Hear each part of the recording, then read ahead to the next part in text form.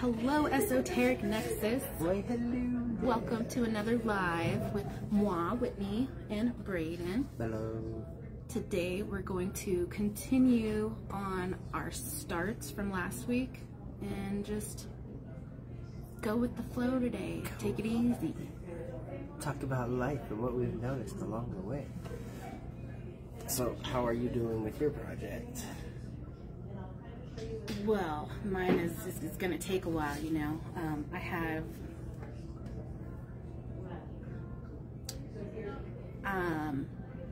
yeah, I don't know what to say. You know, I won't be looking for a new job until my sister finds a sitter. But I did run into somebody the other day who told me that I could be a bud tender again if I wanted to. There was something thrown out there. I haven't searched around downtown where I like to hang out or the shops that feel good to me. I haven't job searched, but... Well, I think job search is too far ahead. Right. Right. But I did download this this Rocket app to help me with my finances. Oh my gosh, I was just thinking about downloading that. I did. Do you like it? I do. It's comprehensive? Yes. It's everything in one spot. This isn't an ad, but I have my bookkeeping stuff all in my book, and I try to keep it in a safe spot, so it's in the kitchen, and I try to make sure that payday I sit down and I go through that book, and it's feeling like every other month I'm really good at it, but the in-between months I'm just like, you know, last month was good, so I'll just keep note of the total in my mind, like I can do. No, that's why I do the bookkeeping. But you convince yourself, you know, like, I do. We are our worst enemy in that regard. Like, it's so easy to placate ourselves. We've gotten so good at it. I do like having it on an app, so then if I do the bookkeeping at home, then when I'm away, I have, you know, it on my phone.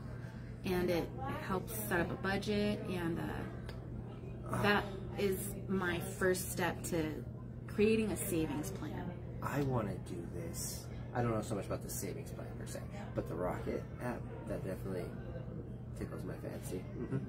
Indubitably.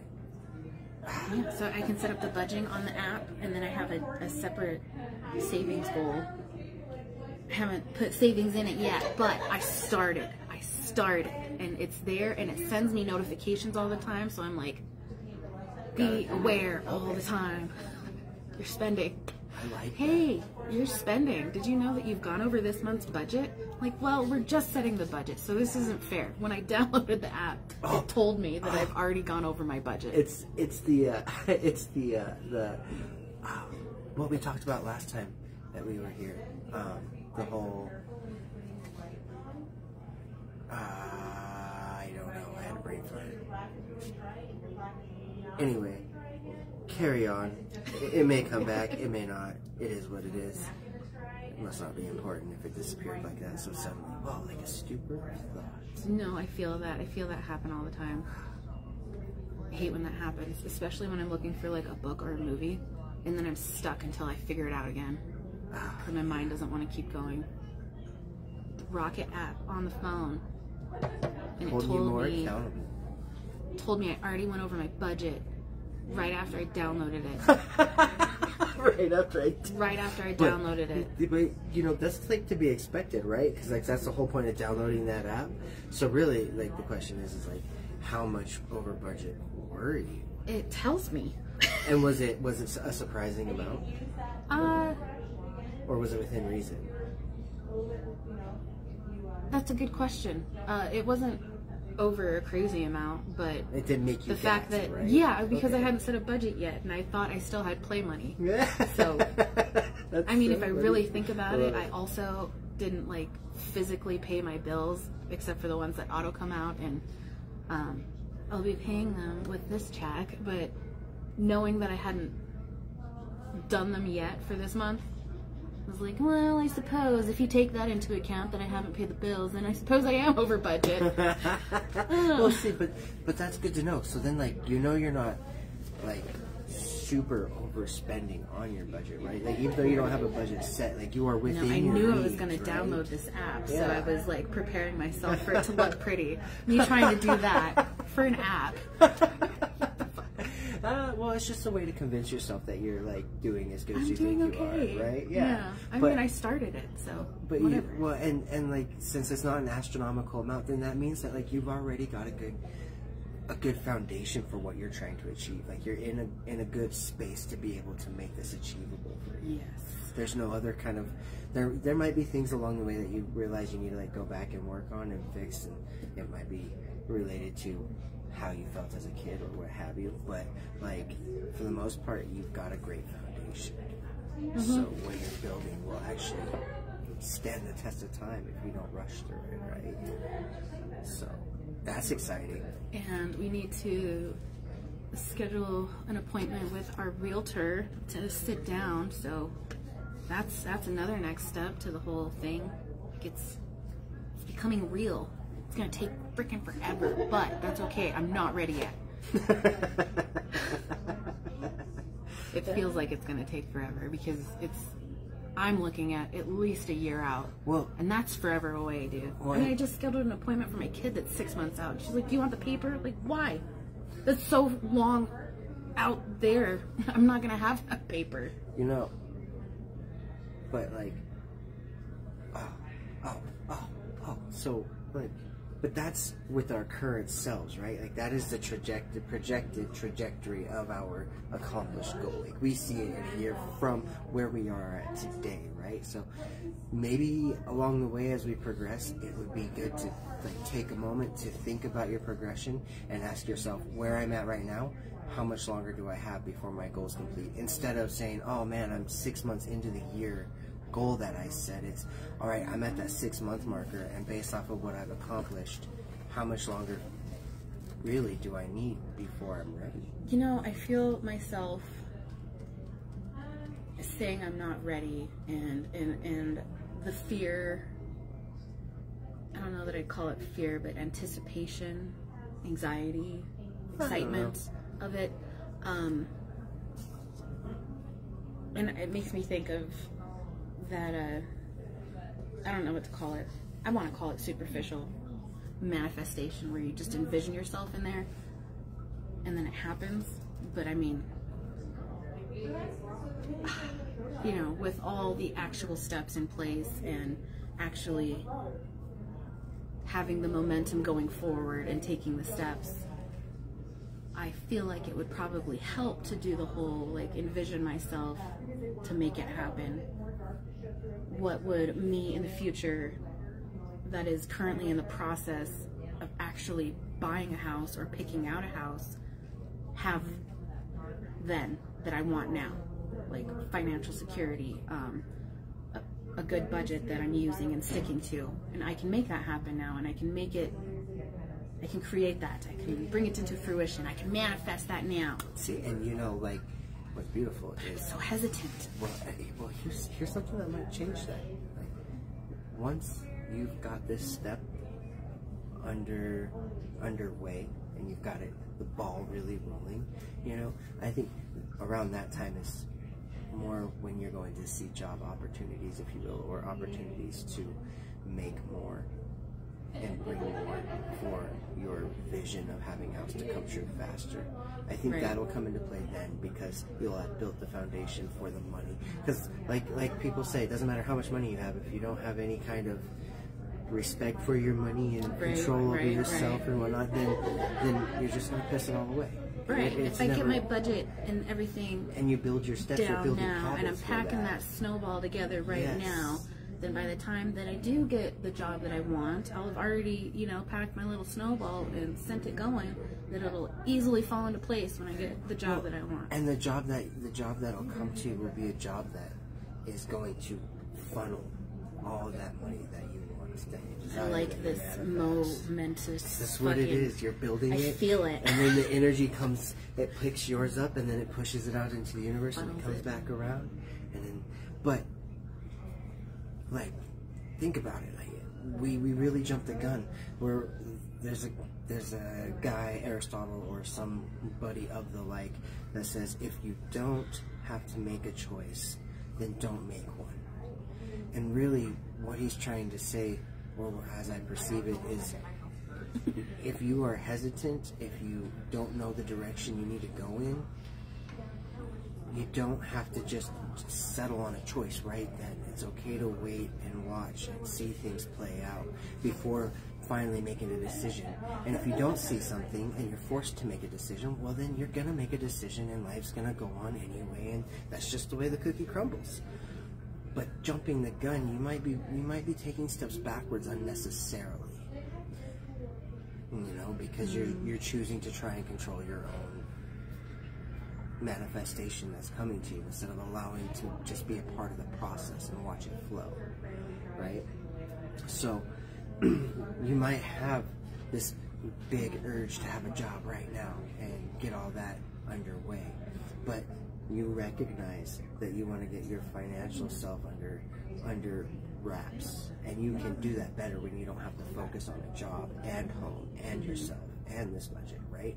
So you're at an opportune time. So instead of jumping on this job idea because it's coming in the near future, now you're like, oh wait, no, there are other things that I can do to prepare for that step. And that's beautiful because you are allowing the process to show itself to you. It's a hard practice, dude. Oh yeah. Oh yeah. It's a hard practice. You know, that made me think of, funny enough, and I think it's absolutely beautiful. And I'm going to pat myself on the back for thinking of it. When you were talking about what Aristotle might have said, it reminds me of how Alan Watts describes meditation. If you don't know how to meditate, what do? So if you're sitting with yourself and you're quiet and everything and you're like, oh my gosh, okay, my eyes are closed. What do? Okay, there's all this stuff going on and, you know, I can't just shut it off. What do you do? What do you do if you don't know what to do? Just watch. Yeah. Yeah. You know, just watch the thoughts as they go by. Yeah, well, and it's wild that you say that because when I heard that, it helped me understand meditation or visualize meditation as a big ball of string full of thoughts, and it's all twisted and tangled, and that's how we feel every day after all of the stimulation that we get from everywhere, right? So meditation is literally just sitting down to pull the knots out of this string and see, you know, what's going to be useful for tomorrow. That was my thought for today, is that I feel like the people that I have talked to recently over the last couple weeks, and even myself, and the interactions that I have with people, it feels like everybody is in this chaotic energy. Like, you know, if you think about what's going on in the world, like in the news, it's crazy. You know, the conspiracy theories, you know, this and that, the lies, and whatever else is going on, or even at work, wherever you are, it feels like there's just a lot of chaotic energy. And I feel like it might make people question reality, question what they're doing, where they're going, and there's a lot of stuff that will easily just suck you in, and it's got this like black hole energy where it just sucks you in and it drains all the happiness out, and then you're questioning everything else. So especially with what we're talking about today and starting stuff, what can you control? You can't control all the craziness that's going on in the world. You can't control who does what or what conspiracy actually is, but you can control you. And the place that you are stuck in is your own mind, your own body. So make it a pleasant place to be. And so if we're working on the mind. Well, and also, like, if current events really are something that you're passionate about, that you feel very strongly about, then start taking the necessary steps to put yourself in a place of power to be able to do something about it. And I'm not saying that to like call you out, but we have limitless potential as human beings, and we always get in the way of ourselves. We cut ourselves short. We feel like there's some kind of standard that must be met in order to become truly great in the world. And you know, there's going to be a lot of hindrances and roadblocks along the way, but as you continue to believe in yourself and work on yourself and work towards yourself, you're going to be amazed at what you can truly accomplish, what you're actually capable of, the kind of change that you can actually make. And you'll know, what's beautiful about it is on this journey that you're taking to find yourself, if you will, or discover yourself, rediscover yourself, what have you, you will have such a strong understanding of how your own reality works that you'll be able to put pieces together and make that desired outcome more permanent, because it's coming from a place of understanding, which is a big part of flow, and that whole lack of having control over how things play out, so on and so forth. But related to what you were going through here, now I have my own little story. On my way here, you know, I decided to chance 24th Street and all its construction, and I just saw the path, and I was like, this is it. This is the way I'm going to go, and I'll get there by 7, if not a little bit earlier. And then this lady come pulling up on the right-hand side of the road, trying to cut back into traffic. And I'm like, oh, look at this impatient watch call right here. I was just like really fuming for a second. I was like, wait a second. Like, I see her hand moving up and down 1,000,000 miles a minute. She's probably busy in conversation. Probably didn't know about the construction, or if she did, she probably forgot. She's too busy talking. She put her blinker on. She's being nice. She's not trying to like race out in front of us. So I could just let her pass. I don't have to be angry about this. And so I let her pass. And then 3 seconds later, all 5 cars in front of me split like the Red Sea, and I had the entire lane all the way down 24th, all the way down from Central, from Grand all the way down to King. There was one spot where I had to stop because I didn't see that I could take off, or turn off to the left and just keep going, and I was scared I was gonna hit the car, right? So because I was scared and I put the brakes on my car, I missed out on an opportunity to stay in that flow and just keep going, right? And you felt that. I did, and it was just very much that was what I was supposed to do, to understand, to know things, to move forward. So then I keep going with that understanding, and I watch all of the other cars all the way down from Central to Nonat just split and part, and then I watch cars starting to slow down, speed up, and jump around, and I just kind of let them do their thing before trying to jump into the fray, and I didn't have to fight to get over to the right-hand lane on King. Just beautiful, just beautiful. Flow was amazing. Traffic is rough, dude. It really makes me angry. I have some road rage. Me too. That's why this was such an working experience. I feel that. I felt the anxiety the whole time you were telling your story. Yeah. Just like, ooh.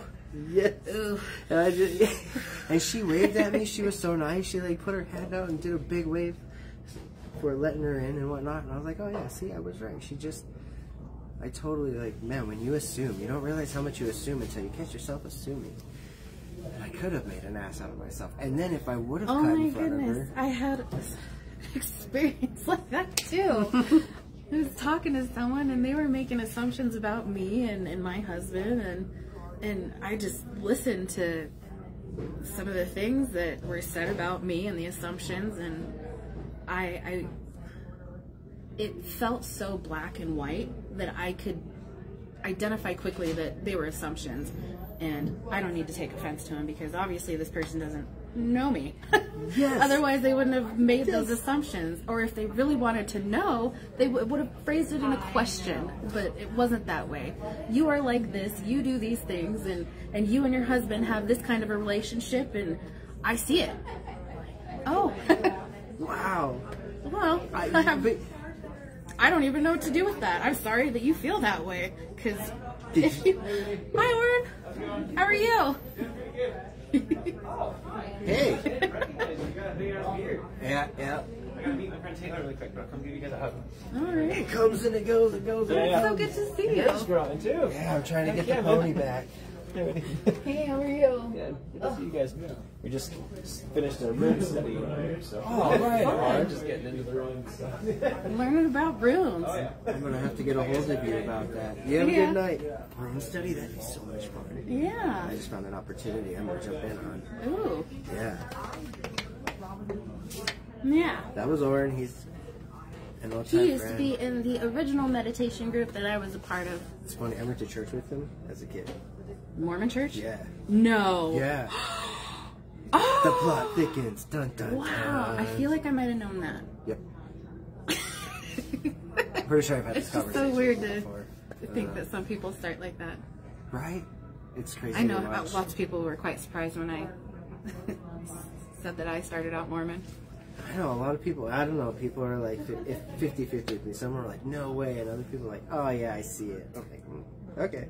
Yeah, a lot of people lately are like, no way. What? I did not know that about you. I'm like, wow, that's crazy. You know, that was the first 15 years of my life, man. That was a big chunk of it. I identify hard. Yeah, I feel that. Yeah. What were we talking about? The assumptions. People yeah. were making assumptions about me. Oh yeah. And my husband, and I learned how to not take offense to that. And I don't know, it was so black and white that I could understand that. Wasn't that just the epitome of freedom for you? Like to not like it didn't faze you at all. Like you could just walk away, letting them have that thought because they don't. You just like the amount of effort it takes to get somebody to know you to a level so that. Or to have that kind of awareness, self-awareness, is something that you got to learn. And I could understand that this person did not have that much self-awareness like that, or was just beginning to delve into it. So it was hard to extrapolate. And okay, yeah. Definitely. And I mean, because it's silly because we've had discussions before, and I've known this person for a couple years, so. It's funny. I've got a buddy that I'm talking to. I am perceived this way by this person, and that's okay. And that's okay. That's okay. And that's the freedom I'm talking about. That feeling of acceptance. That it's okay that they have that reality, that perspective, if you will. Like it doesn't infringe upon you in any way. And that's that. I love that feeling. We have a couple comments. Go ahead. Oh yeah, go for it. I can't read those. My eyes are way too. Okay. I need glasses. Holy cow! Look at all. Hey, beautiful people. Oh man. I don't even want to do this now. I've got a buddy that I've been talking to. All right. Recently. Sunshine said that's what's up. I used to feel upset, and I decided to start waving and smiling at people. They still got upset, but that's okay. I think she's referring. They're referring to your driving. Da da da da. Starting out Christian. Judy, I grew up in the Mormon church and I struggled with it. I was so defiant and never felt like I belonged there. If you watched my live by myself, I feel that.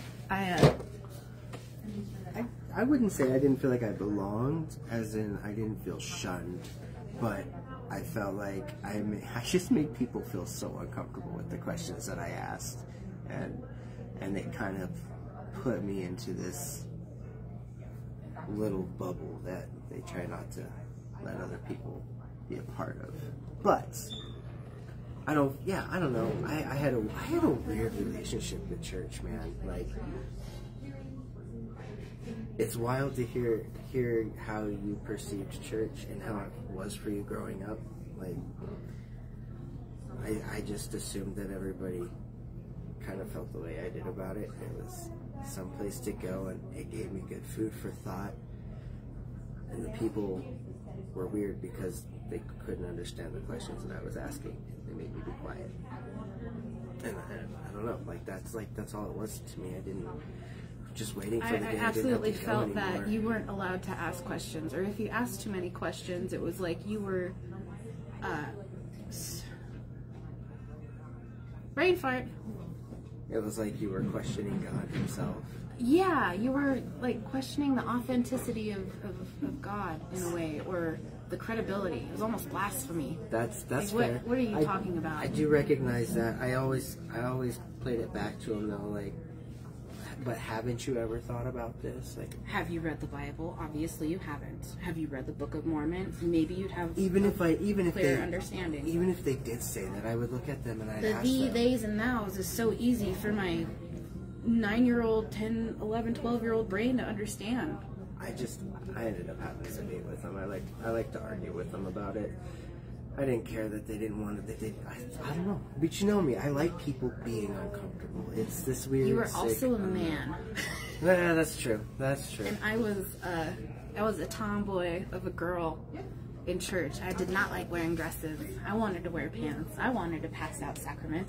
Why can't I? That's what I'm saying. Why can't I? That's what I'm saying. Like when I hear about you talk about church, it's so like whoa to me, because like I can't relate. So it's fun to hear about it and see it from that perspective. Like, and it's fun to hear your holy perspective snap. too. That you enjoyed the food for thought. Ah, yeah. It was just like, it was at the end of the day, that's all it could be, right? Like, it was a mental challenge of wits, of what people know and understand.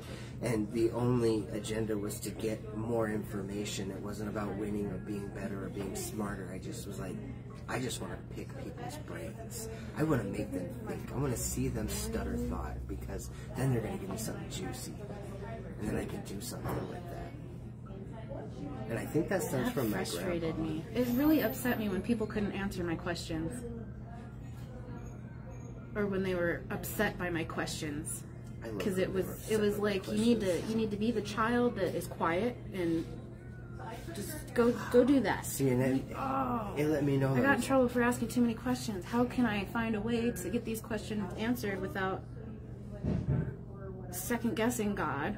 And mine was. And feel close. And then there's all the stories about people talking to angels and feeling that calling. Yep. The calling. Yep. Oh, I wanted that so bad. Didn't we all? So bad. Didn't we all? But, you know, here's the thing. Like, it was crazy finding my own path, dude. there were times where I felt called to do certain aspects of the church. It didn't last long. It was for a period of time. But, you know, when I asked the hard questions and people got uncomfortable, it let me know I was on to something. For me, seeing them get uncomfortable means like that's something that they've sashayed over. They've given themselves a good, like, we're going to just rub over this twice, it looks pretty, and we're going to walk the other direction. That's enough sense for me.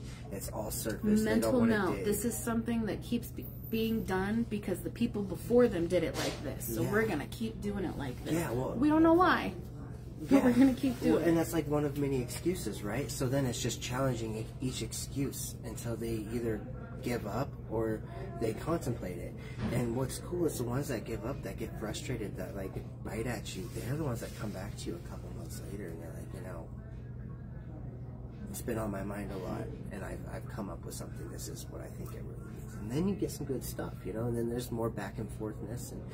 But I think that was my only takeaway from church. I think if I didn't have that that desire to have that back and forth with people, which I think I got more from my grandpa because we used to do a lot of those talks. I think without that, I think I would have been very, very raw towards church and towards the Mormon religion. But because I had that to make that my main focus, everything blossomed from that point out, instead of the people and the way that they make church. That's crazy that you could hold on to that later through life. Being ADHD and... So where did you find your spiritualism again? If we're just going to delve into Braden's journey. Okay, well... I mean, we've already started it. I'm not going to lie, like, I've had some level of spirituality throughout my life, and I attribute it to my mom and my grandpa and my dad. Like, between the three of them, there was always something spiritual going on, spiritual discussion, and I was just naturally curious, so I like to ask a lot of questions. It was my thing.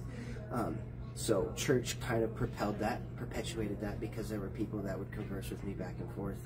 Some not so patiently, and others like a wealth of knowledge. Did you continue going to church after high school? I tried. With my first wife, it was an off-again, on-again thing, and it ended up becoming a main source of our fights because we couldn't get on the same page. And then I found Adderall at 19, 20-ish, you know, right at the beginning of my first marriage, and that really woke me up and let me realize that I had really just been autopiloting life.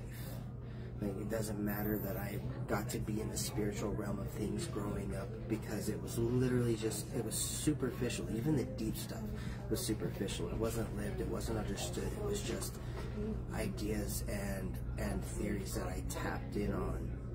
but didn't really do anything with.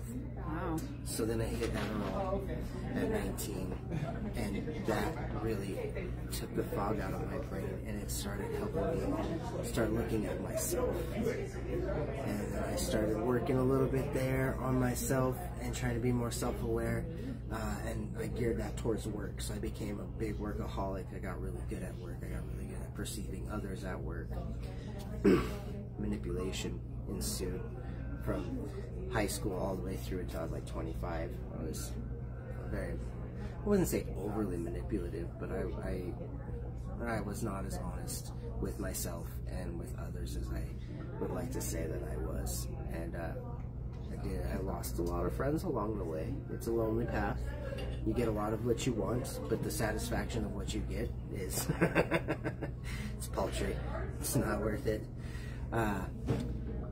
But then I hit 23, and that was when I left my first wife, and I had to kind of go through the things of recognizing where I dropped the ball, because it doesn't matter who leaves who. At the end of the day, there's always your part to play in a relationship, and that much I knew. And I knew that I couldn't take responsibility for the part that my first wife played, but I could take responsibility for all the things that I was aware of that I never did anything about because I was too good at lying to myself. And it started with my kids. When I realized that I wasn't a great dad, I was a great father. I could provide, I could go to work, I could bring home enough money to do the things, but I didn't know how to be a dad. I didn't know how to connect. I didn't know how to do all those things. I just did what I did when I was babysitting my brothers, you know, and that's change diapers, let them watch their shows, hang out with them a little bit, feed them, move on with your life, you know. So I was very apathetic towards having kids without realizing it. I lied to myself, told myself I was a trophy dad, best dad any kid could ever have, and then lose my patience and I'm yelling and spanking my 2-year-old. Like, I was not ready for kids. So I had to do a lot of self-work there, and then you know, get my other 2 girls. My first one is really intelligent and has a way with just keeping me honest to a degree that makes me feel uncomfortable. Like when a 4-year-old can call you out on how you're living life, and it's truth and it resonates hard, like, So then it showed me I had more work to do in the dad department, which, you know, came to my second failed marriage, which showed me once again I needed to go back and look at where I dropped the ball and what I need to work on, which really pushed my big spiritual journey into choosing self first, finding a way to have your own boundaries, your own limits. I learned boundaries through my old roofing buddy Dan. He really has a way with finding your hard nose, so he taught me my boundaries. And from there, you know, I got really aggressive with my boundaries. And you know, I'm going to tell you right now, when you get aggressive with your boundaries, like, look at it as a great success, but also recognize that, like, you don't got to do that for years on end. You just until you're comfortable with setting your boundaries, and then you don't have to be so raw about it, and they'll still stick. You know, people will take you seriously. Yeah, and then when I was going through the stuff with trying to really look at where I dropped the ball, I realized that there's just a lot of stuff that I'm aware of, but that I'm not fixing with myself. And I say fixing because they are broken parts of me. I've had to go and heal them and fix them and reshape them, and some of them are soldered on and others are glued, pasted on, and some are just, you know, we got some Scotch tape over there, and we'll get to those when we get to those. But it's been a wonderful adventure, and I've learned a lot more over these last 3 years. The biggest motivator that's really pushed a lot of progress is the being honest with yourself. Like, man, if you can, and I don't mean, like, just be your best friend. Help yourself out. Give yourself every opportunity, believe in yourself, choose you every time, you know, like remind yourself, your kids have a priority with you, but if you aren't doing okay, you can't give your best to your kids. And that's why you come first, not out of selfishness, but out of selflessness. You've got to be in the best condition that you can be in so that you have the wherewithal to help all the others that come into your life. And I saw this quote the other day that said, you're not here to be everybody else's hero. You're not here to save their life. You're not here to auto-correct them. You're here to be the hero of your own life. You're here to be a shining beacon in the darkness that others can come around and have the influence for their own self-growth. And they'll either take that upon themselves and they'll ask you for help along the way, or they'll enjoy your light for a time and wander off into the darkness until they find a brighter light or a more stimulating light that lights their own. I love that. I love that. You know, I shared a video on the page about not trying to be something for people, trying to be what people want you to be, and not being authentic with your own self. Well, and asking yourself, like, am I trying to be somebody, like, am I trying to be somebody for me? Because sometimes we, like, expect ourselves to be somebody. Right. For somebody else. Right. When you don't have to be that. You don't need to save people. First of all, like, a big thing when it comes to conversating, like, with friends, I'll ask, do you want me to listen? Are you looking for my advice, or do you just... there's a third one, I swear. Do you want me to listen, or are you wanting my advice? Because I learned early on that I was one that liked to give advice and wanted you to do something a certain way, because I've gone through that experience and I recognize that it'll probably suck. So when you take away that experience for somebody else, you take away the lesson that they're going to learn. You can offer, but you can't force somebody to not have an experience. And then remind yourself, as well as the ones that you're talking to, that they are ideas. They are not set in stone. There's no one right way. This way works for me. Take what fits and leave the rest alone, you know. You're not living a cookie cutter life. You've got your own life to live. You've got your own solutions. As you become more comfortable with yourself, as you trust yourself, as you step into the process of following your intuition and allowing it to be wrong so that it can learn how to be correct through properly communicating with self. Yes. I'm gonna check on these comments. It's freeing to leave all that judgment behind. Too many questions is defiant. Is being defiant. Every time I touch it, it makes me go back. I like that. Too many questions is being defiant. Yes. I've missed so... That's what's up. I used to feel upset and I decided to start... Oh man, that's back there. Too many questions means you're defiant. I enjoy a bit of uncomfortability. Exactly. You know, but... I internalized... I want to read that one. I internalized all of this stuff and I had to undo it. Such a worthwhile process. I see the ways... I see the world so differently now. And deeply. I wanted to be a missionary in a far-off country, but I never was blessed enough.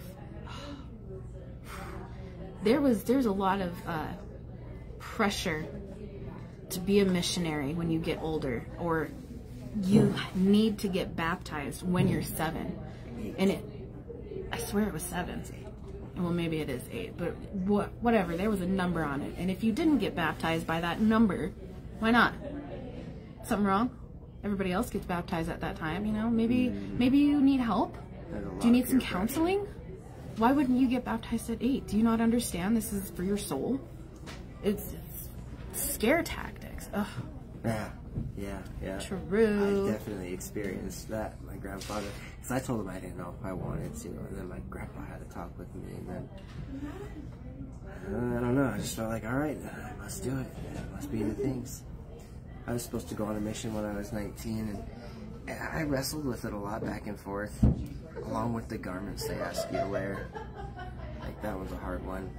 But I decided that I didn't have enough of a testimony to be going out and trying to bring people to church when I had too many questions about it myself. And it really got me thinking that, you know, 19 to go on a mission is really, like, I understand why the church does it. I understand they do it because it's a slight distraction, you know. Think about it. Like, when you get out of high school, you're free and you've got limitless potential. You can do all of the things. That means, you know, you can go out and have sex if you want. You can go get drunk when that time comes. You can go to parties because you don't have your mom saying no. So you're giving structure. So putting people out in the field at 19, from 19 to 21, you're showing them, you're giving them a foundation for them to live a life where they're not making rash decisions. And experiencing different, I would want to say experiencing different cultures, because they are going in different places, different parts of the world, and that's beautiful. And you get to learn how to be around people. Like, you get comfortable with strangers, right? So I don't like the whole feeling of the Great Commission thing. Well, you know, so when you come back from your mission, you are set in stone. You're ready. You can deal with strangers. You can have open conversations with them. You know, you have a structure that you had to follow, and it was meek. So even if you decide to break out past your confines, it's not going to be huge because you've got your base that you're going to fall back to, right? So I understand that was, in my opinion, from what I understand, that is more of the reason why it was done. But if you're going to do that, you might as well go preach the good word, build your faith in God, really get that I won't say brainwashing, that's kind of harsh, but that agenda in place, if you will. So it's a double-edged sword. Like, you gotta, interesting. You gotta remember everything.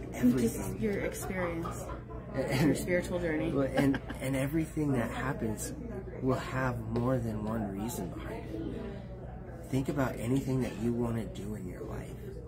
It's never just one sole thing that gets the interest. It's multiple things. It's multifaceted.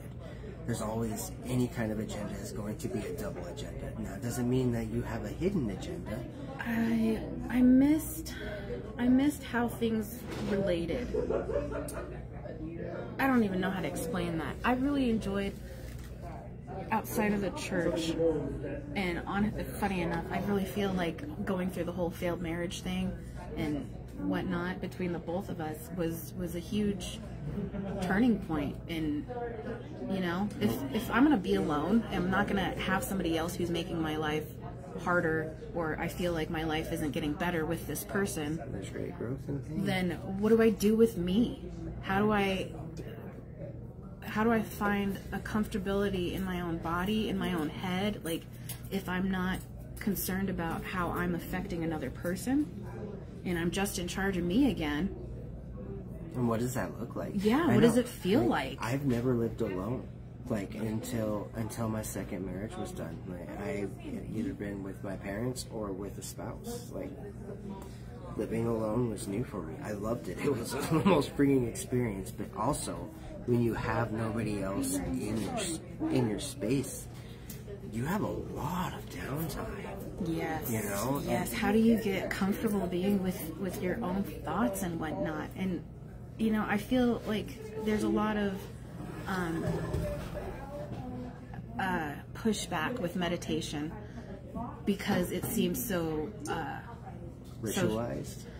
Well, yeah, and it seems almost forceful, because I feel like the generalized idea of meditation is you need to sit down, you need to cross your legs, or you need to burn incense, you have to close your eyes, and you have to clear your head, push everything out. How do you do that? That is so intimidating. That's not the only way to meditate. That's not the only way to help to start to feel comfortable being in your own mind or with your own thoughts. You know, if you find a hobby that you like, if it's fishing, if it's swimming, if it's gardening, if it's going for walks, you can find anything and just do it, and it's therapeutic in its own way. Yeah, by just doing it. without thinking about anything else. Just the fact that you are enjoying being here, and there's nothing that you have to do right now if you want to. Well, you know, or vice versa, you know, let the thoughts flow. If you find you are doing work and the thoughts just start throwing up inside your brain, let them. Watch. Like, you don't have to control them. You don't even have to acknowledge the thoughts. You just allow your thoughts to fucking play out of your brain. It's like cars on a highway. Oh, there it goes. You don't zoom in on one car on the highway and watch it all the way through. You just, there's a car, there's another car. Ooh, that one's blue. Ooh, well, that was a Corvette. And even if you focus on one of those cars, you can only focus on it for so long before you can't focus on it anymore, right?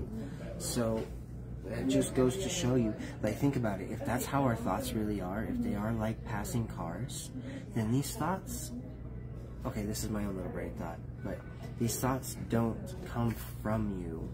They come to you. And so, like, you know, you've seen the videos where they talk about how, like, somebody that a perceiver can't perceive themselves, you know. So if you can perceive your own thoughts, then they're not actually your thoughts, because you cannot perceive yourself, right? So I believe that these thoughts show up as a direct consequence of the energy fields around us, and on such a finite level. That's why we have the racing thoughts. That's why some of those thoughts are intrusive, and you're like, oh, where the fuck that came from? But that was kind of dark, you know. But if you think about it, your thoughts, you're choosing your thoughts. That's just it. You're choosing your thoughts. So if you're choosing your thoughts, not yours. They're just thoughts that come in front of you.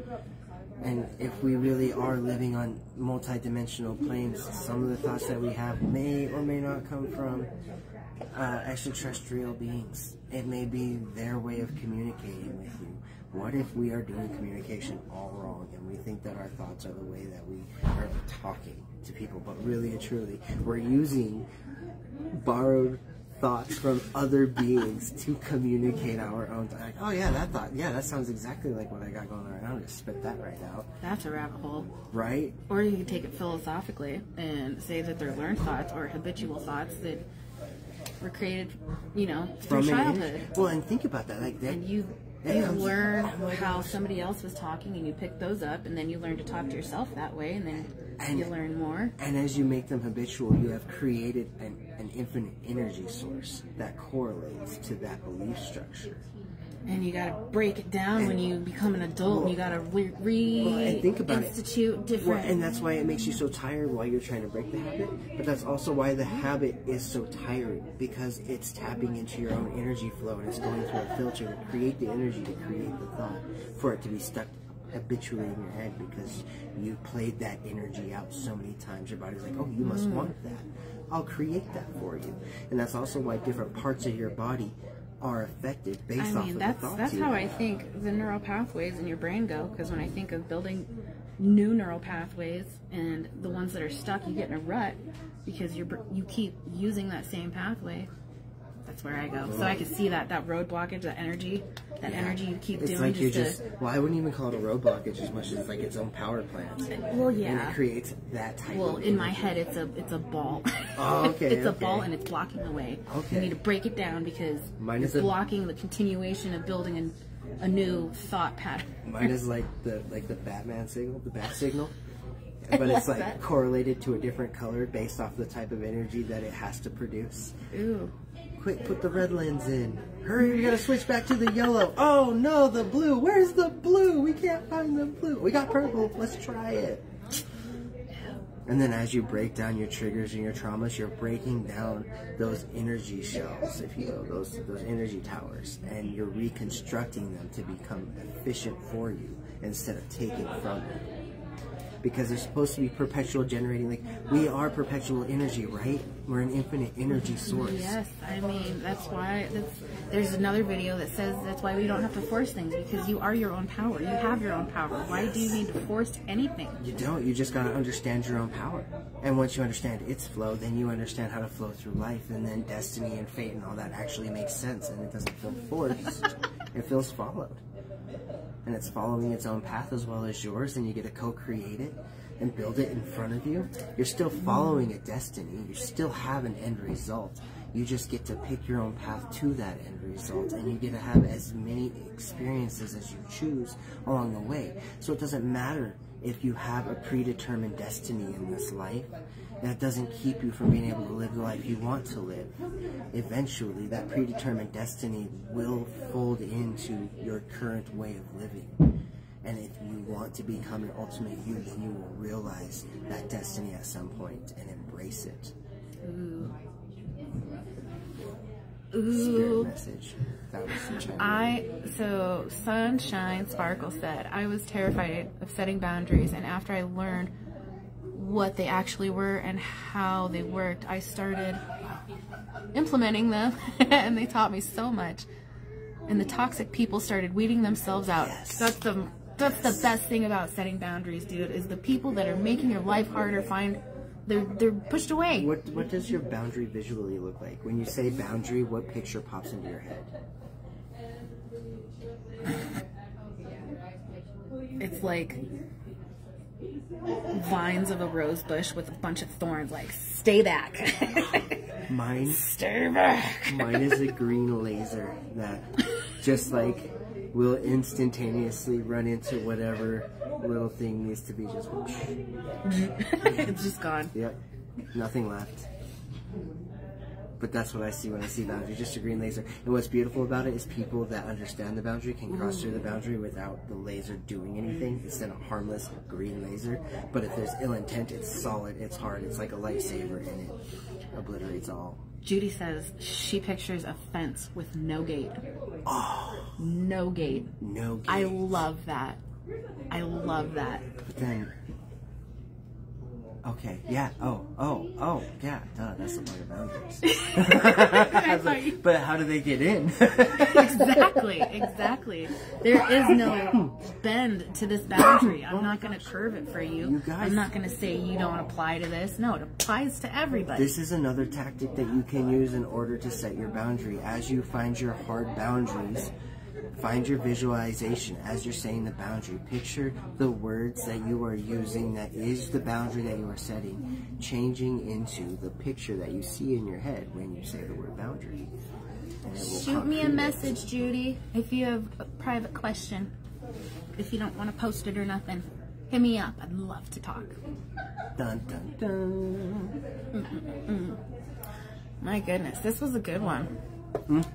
These are the best ones. As far as my project goes, I have been way too busy to take the time to look into the things. But in the meantime, I have been talking to myself and the people that I work with about my ideas for it so that I keep it fresh in my mind.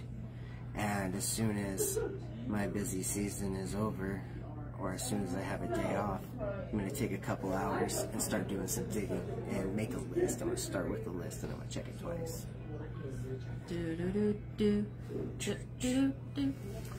Yes.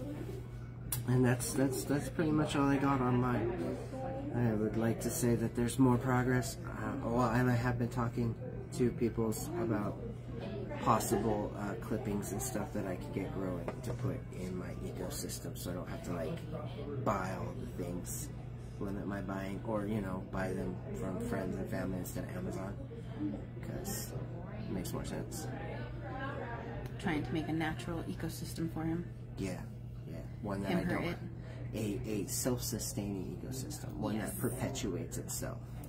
And are you doing the crickets and stuff or anything? Crickets and mealworms. I just learned that mealworms are super fatty, so you can't just give them a diet of mealworms. It keeps them full longer, but it's also bad for their health. So. Good for you. Good for you. I love doing the research for my reptiles and whatnot. I'm learning as I go, little by little. Like, as I have questions, I start asking them. I mean, to think of a pet seems really cut and dry. Food and water and droppings. In a bed. But it's so much more satisfying if you get so much more connected to it. If you connect yourself to a cat, the way a cat thinks, the way the mind operates, you understand that cat will get bored. It's like what I do with people. How can you entertain the mind So you got to do all these other things to make it more entertaining so that your cat has the happiest life and feels good. And then you get the best cat ever. Or the same with a dog.